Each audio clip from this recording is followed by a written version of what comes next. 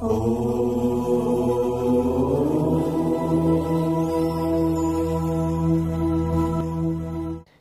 ब्रह्मा वरुणेन्द्र रुद्रमरुतः स्तुन्वन्ति दिव्यैः स्तवैर्वेदैः साङ्गपदक्रमोपनिषदैर्गायन्ति यं सामगाः ध्यानावस्थित तद्गतेन मनसा पश्यन्ति यं योगिनो यस्यान्तं न विदुः सुरासुरगणा देवाय तस्मै नमः।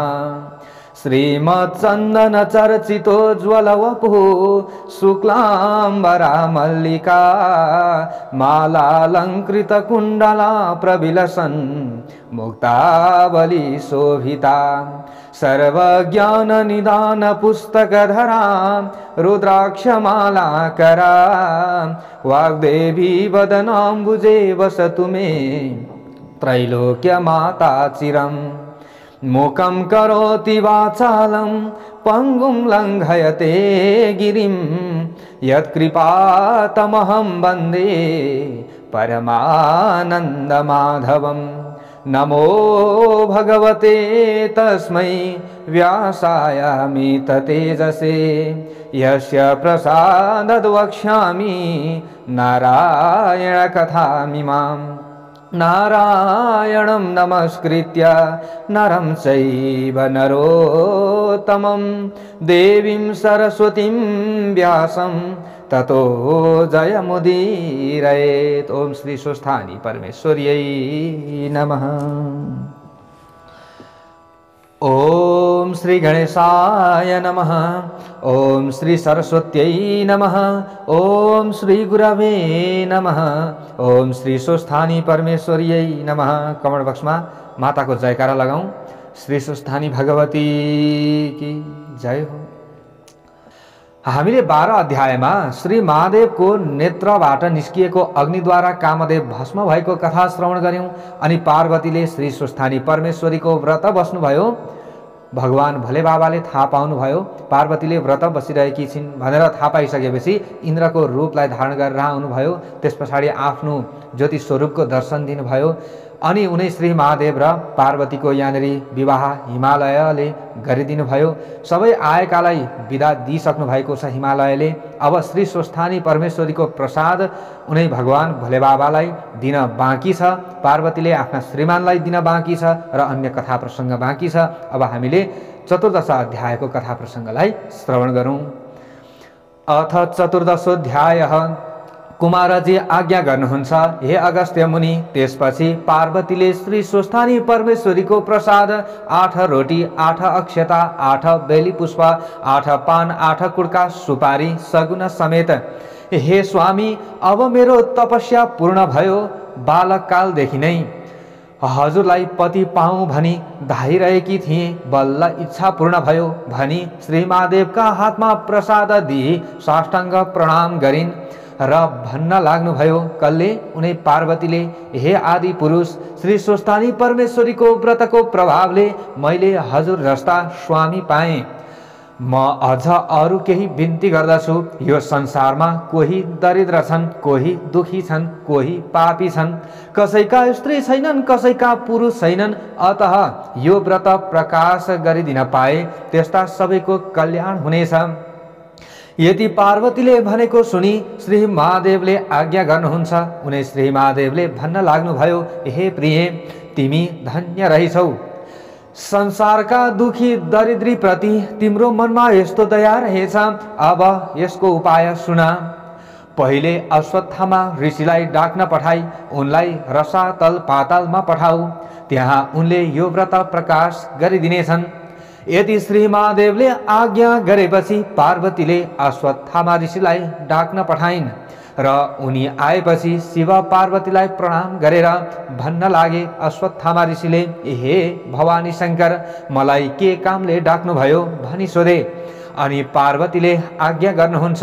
पार्वती आज्ञा गर्दछिन् हे अश्वत्थामा तिमी रसातल पातालमा जाऊ र त्यहाँ जो दुखी छन्, जो दरिद्र छन्, जो पापी छन्, जसका स्त्री छैनन् र जसका सन्तान छैनन्, तिनलाई यस्तो विधिले व्रत गराऊ भनी आफूलाई श्री विष्णुले उपदेश गरे झैं सारा व्रत विधि बताइन्।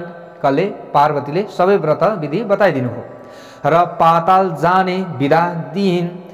पार्वतीको आज्ञा सुनि अश्वत्थामा ऋषिले शिव पार्वतीलाई प्रणाम गरी रसातल पातालमा गए। हे अगस्त्य मुनि, त्यसपछि एक दिन श्री महादेवले यी पार्वती कत्तिकी बाठी रहेछन् जाँच गर्नु पर्यो भनी आफू कसैले नदेख्ने स्थानमा लुक्नुभयो।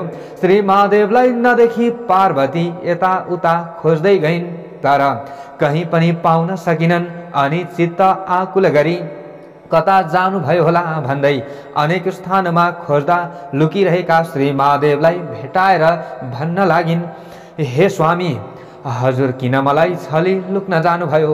म राम्री भइन कि हजुरको मन परिन कि मलाई किन छाडेर अन्त जानुभयो? पार्वतीले त्यसरी भनेको सुनि श्री महादेवले केही पनि नबोली मनमनै भन्न लाग्नुभयो, यी पार्वतीले मलाई यसै छाड्ने भइनन्। अब रूप फेरेर अर्कै रूप धारण गरी वन विहार गर्न जान्छु भन्ने निश्चय गरी अन्तर्ध्यान भएर श्लेष्मान्तक वनमा किराँतीको रूप धारण गरी शिकार खेल्दै हिँड्न लाग्नुभयो। को? श्री महादेव अब किराँतको रूपलाई धारण गरेर हिँड्न लाग्नुभयो। पार्वतीले फेरि श्री महादेवलाई देख्नु भएन, खोज्न लाग्नुभयो। तारौता श्री महादेवलाई देखिनन् पार्वतीले र मनमा नै दुःख मानी यसरी श्री महादेवले मलाई किन छल्नुभयो भन्ने शङ्का गरी ध्यान दृष्टिले विचार गर्दा श्री महादेव किराँतीको रूप धारण गरेर श्लेष्मान्तक वनमा शिकार खेल्दै हिँडेको थाहा पाइन् र श्री महादेवलाई झुक्क्याउनका लागि अत्यन्त राम्री किराँतिनीको रूप धारण गरी अनेक हाउबाहु कटाक्षले युक्त भएर श्लेष्मान्तक वनमा पुगी एउटा ठूलो वृक्षको छायामा बसिरहिन्। केही बेरपछि श्री महादेव पनि डुल्दै डुल्दै त्यहीँ आइपुग्नु भयो र किराँतिनी रूप पार्वतीलाई त्यहाँ बसिरहेकी देखेर तिनको रूपमा मोहित भई सोध्नुभयो, हे सुन्दरी, तिमी को हौ? देवकन्या हौ कि यक्षकन्या हौ, नागकन्या हौ कि स्वर्ग कि अप्सरा हौ? को हौ तिमी? मैले देख्दा त तिमी जस्ती सुन्दरी यस संसारमा हुन दुर्लभ छ। एक्लै यस्तो वनमा आएर किन बसिरहेकी? तिमीलाई डर पनि लाग्दैन कि? यो भयङ्कर वनमा जङ्गली जन्तु बाघ हात्ती आदिको पनि कति भय नमानी निर्धक्कसित किन बसिरहेकी छौ? यति किराँती रूप श्री महादेवले आज्ञा भएको सुनि पार्वतीले श्री महादेव यिनै हुन् भन्ने चिनेर मनमा नै दण्डवत प्रणाम गरिन्।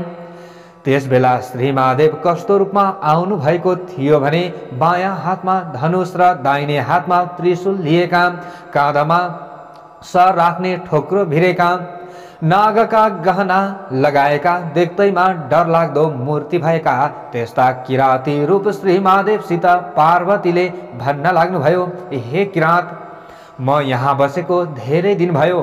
किराँतिनी हुनाले वन जन्तुको डर पनि लाग्दैन। म यहाँ तपस्या गरेर बसेकी छु। यस्तै प्रकारले दुवै दम्पतिको परस्पर कुरा गर्दा गर्दै साँझ पर्यो र किराँती रूप श्री महादेवले भन्नुभयो, हे सुन्दरी, तिमी पनि एक्लै रहेछौ, म पनि एक्लै छु। आज हामी दुवै यही बास बसौँ। श्री महादेवको यस्तो वचन सुनि पार्वतीले भन्नुभयो, हे किराँत, तिमी लोग्ने मानिस, म स्वास्नी मानिस। यस्तो जङ्गलका बिचमा एक्लै अरू कोही नभएको स्थानमा कसरी एकै ठाउँमा बास बसौँ? फेरि पुरुष जातिको मनमा धर्म भनेको हुँदैन। राम्री स्त्री पाएपछि माता पिता घरद्वार सबै बिर्सन्छन्, तसर्थ एकै ठाउँमा बास नबसौँ। यो कुरा नगर। यति किराँतिनी रूप पार्वतीले भनेको सुनि किराँती रूप श्री महादेवले भन्नुहुन्छ, हे सुन्दरी, यस कुरामा तिमीले कति पनि शङ्का नगर भन्नुभयो र दुवै स्त्री पुरुष त्यही वृक्ष मनि बास बसे। त्यही वृक्षमा बस्नुभएछ दुवैजना।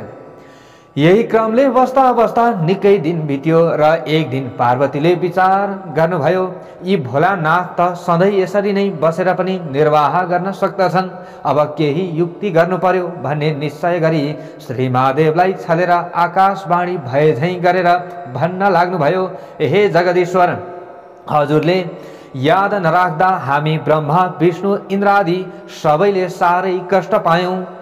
यसै गरी बस्नु भयो भने हाम्रो कल्याण कसरी होला? कैलाश शून्य भएको पनि निकै दिन भइसक्यो। हे वृषभध्वज, कैलाशको चर्चा गरी हाम्रो उद्धार गर्नुहोस्। यस्तो आकाशवाणी भएको सुनि यो कसको उपर भनेको होला अथवा कसका उपर भनेको होला? फेरि म यहाँ आएको त कसैलाई पनि थाहा छैन भनेर यता उता हेर्दा केही पत्ता पाउन नसकी देवताहरूले भने होलान् भनी चुप लागेर किराँतिनी रूप पार्वतीलाई नदेखि खोज्न लाग्नुभयो।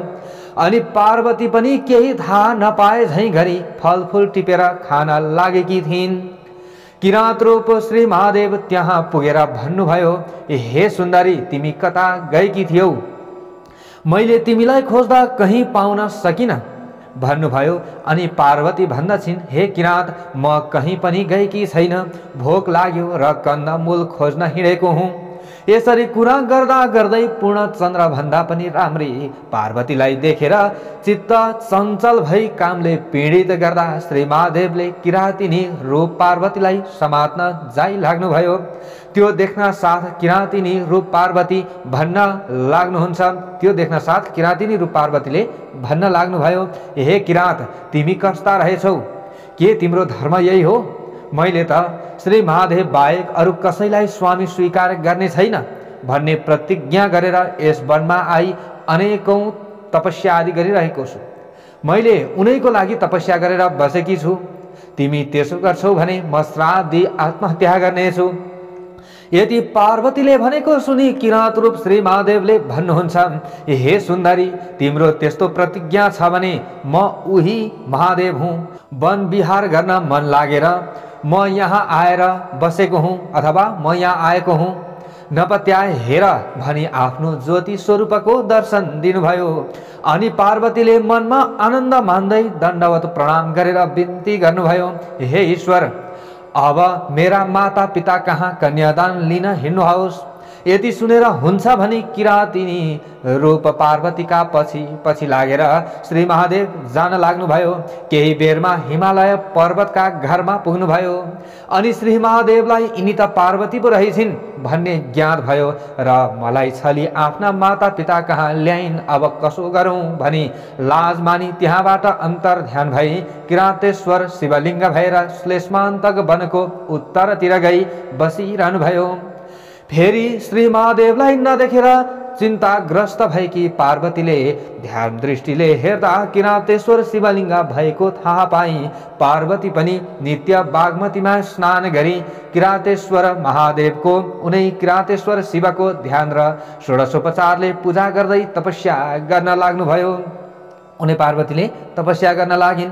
पार्वतीले स्नान गरेकी हुनाले त्यस स्थानको नाम गौरी घाट भयो।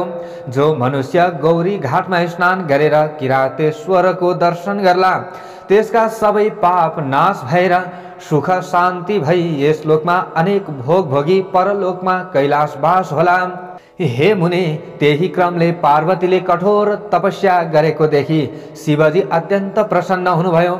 शिवजीले प्रसन्न भएर आफ्नो ज्योति स्वरूपको दर्शन दिनुभयो। अनि पार्वतीले अत्यन्त हर्ष साथ शिवका पाउमा दण्डवत गरी अञ्जली जोरी बिन्ती गर्दै भन्न लाग्नुभयो, हे स्वामी, हजुरले मलाई किन यसरी बारम्बार दुःख दिइरहनु भएको हो? म हजुरको लागि राम्रो भइन कि अथवा म हजुरकी मन परिन कि भनी अनेक विस्मात गरेको सुनि प्रत्यक्ष भएर पार्वतीलाई अङ्कमाल गरी काखमा राखेर त्यहाँबाट अन्तर्ध्यान भई हिमालयका घर जानुभयो। त्यसरी छोरी ज्वाइँ घरमा आएको देखेर हिमालयले अत्यन्त आनन्द मान्दै सिंहासनमा राखेर 84 व्यञ्जन तयार पारी भोजन गराए। त्यहाँ 2-4 दिन बसेपछि एक दिन श्री महादेवले पार्वतीसित भन्नुभयो, हे प्रिय, कैलाश शून्य भएको पनि धेरै दिन भइसक्यो। अब यहाँ बसेर के गर्नु छ र? कैलाश जाउँ हिँड। तिम्रा माता पितासित बिदा माग्न जाउँ। यति भनी दुवै दम्पति गएर हिमालयसित भन्न लाग्नुभयो। दुवै दम्पतिले गएर भन्न लाग्नुभयो, हे पिता, सतीदेवी मरेदेखि आजसम्म कैलाश शून्य छ। अब बिदा पाए कैलाश जाने थियौँ। श्री महादेवले आफूलाई हे पिता भनेर सम्बोधन गरेको सुनेर हिमालय अत्यन्त प्रसन्न भई बिन्ती गर्दै हिमालयले फेरि भन्न लाग्नुभयो, हे त्रैलोक्यनाथ, समस्त अखण्ड ब्रह्माण्डका सकल देवताहरूका पितामह, हजुरले अज्ञानीलाई जस्तै मलाई हे पिता भन्नुभयो। अज्ञानीले जस्तै गरेर हजुरले के भन्नुभयो? हे पिता भन्नुभयो। यसरी हिमालयले भन्दैछन्, अब मेरो समस्त अज्ञान नाश गरी स्वच्छ ज्ञान प्रदान गर्नुहोस्।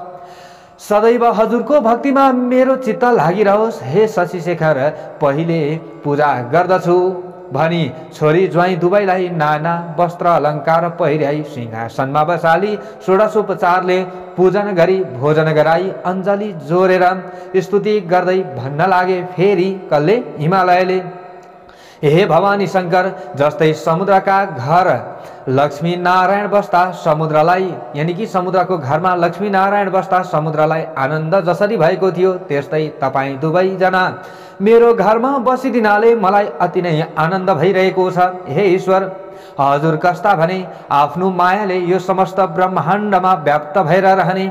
यस्ता हजुरलाई कोटि कोटि नमस्कार। फेरि समुद्र मन्थनमा निस्केको कालकूट विषले संसार दग्ध हुन लाग्यो। त्यो समयमा हजुरले त्यो विष कण्ठमा राखी रक्षा गर्नुभएको थियो र नीलकण्ठ नाम पनि हजुरको रह्यो। यस्ता हजुरलाई कोटि कोटि नमस्कार। हे विश्वम्भर, आफूले सृष्टि गरी आफै संहार गर्ने यस्ता हजुरलाई कोटि कोटि नमस्कार छ।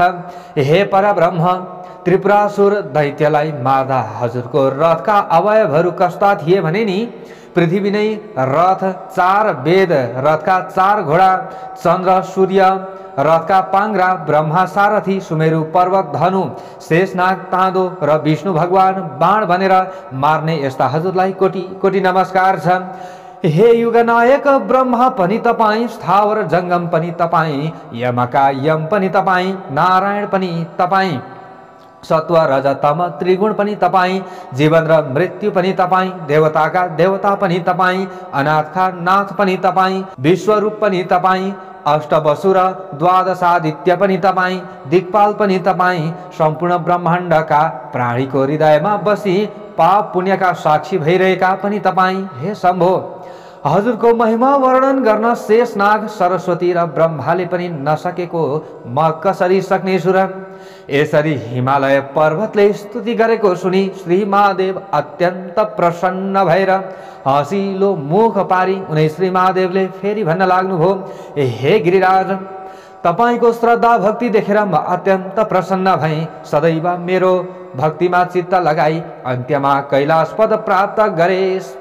अब हामी जान्छौँ भनी हिमालय पर्वत र मेनकासित विदा भई साँडेमा चढेर पार्वतीलाई काखमा लिई कैलाश पर्वतमा गएर प्रमथ गण सहित भई आनन्दले रहँदा भए।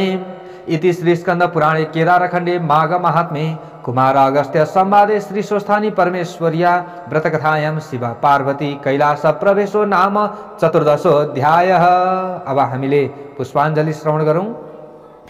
ओम उपनयतु मंगलम वह सकल जगन मंगलालय श्रीमान दिनकर किरण निबोधित नवनलिन दल निवेक्षण कृष्ण काले वर्षतु पर्जन्यः पृथिवी सस्यशालिनी देशोऽयं क्षोभरहितो ब्राह्मणः सन्तु निर्भयः अपुत्रः पुत्रिणः सन्तु पुत्रिणः सन्तु पौत्रिणः निर्धनः सधनः सन्तु जीवन्तु शरदां शतं तत्रैव गंगा यमुना च तत्र गोदावरी सिन्धु सरस्वती च तीर्थानि सर्वाणि वसन्ति तत्र यत्राच्युतोदार कथा प्रसंग या कुन्देन्दु तुषारहार धवला या शुभ्रवस्त्रावृता या वीणा वरदण्ड मंडितकरा या श्वेत पद्मासना या ब्रह्माच्युत शङ्कर